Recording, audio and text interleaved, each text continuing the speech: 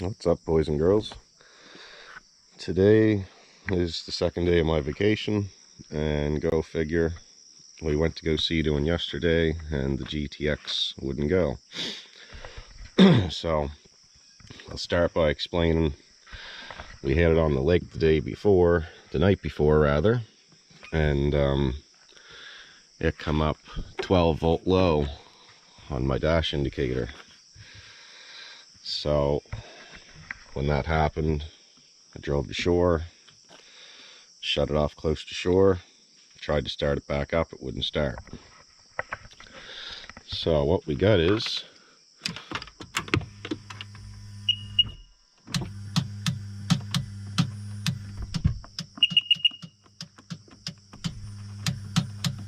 the old click, click, click. So where it came up low battery, and it's an old machine, I just assumed the battery probably calfed out on me.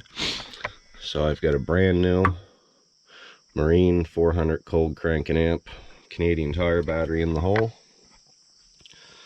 And just to show you here,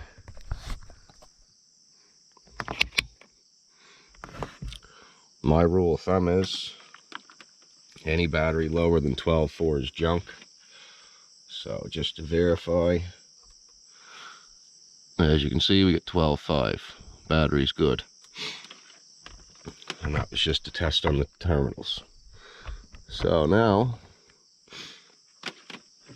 if I can get this in there,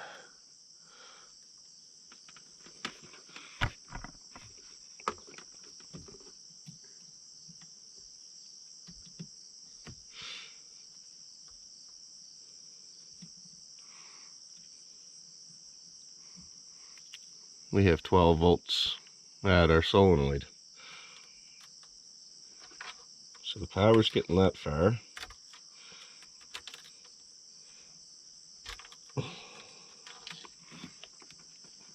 But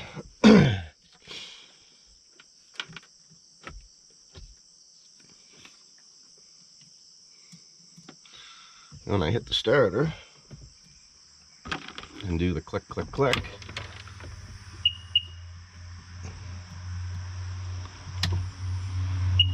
there's what my solenoid's putting out. 0.04. So we're gonna go with the solenoid is bad, which is a pretty common problem in these. And I mean, let's face it, you got four things that can go wrong here: your battery, your solenoid, or the lovely job of trying to change that starter. And of course, there's been occasions, if you do a lot of saltwater driving, that your red wires can sometimes rot from the inside out. So just a quick way to verify that's not the problem: you can just cross it over. If we can get it here.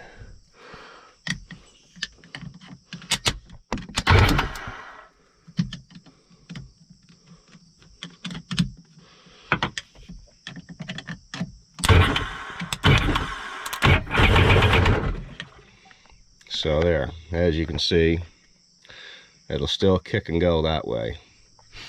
Now, I've done a lot of useless reading on Google, and people will say that shouldn't roll if you cross that over.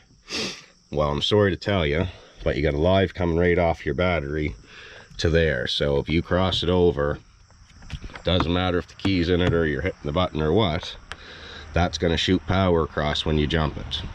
That's just my experience. So we're going to try to find solenoid for this. Hopefully all the troubles will go away. Boys and girls, we were lucky.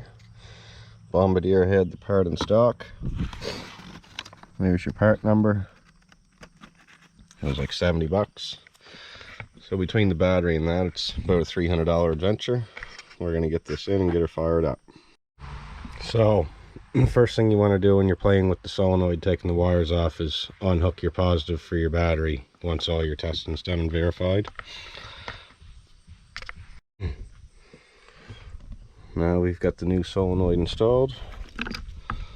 Let's just see what happens here.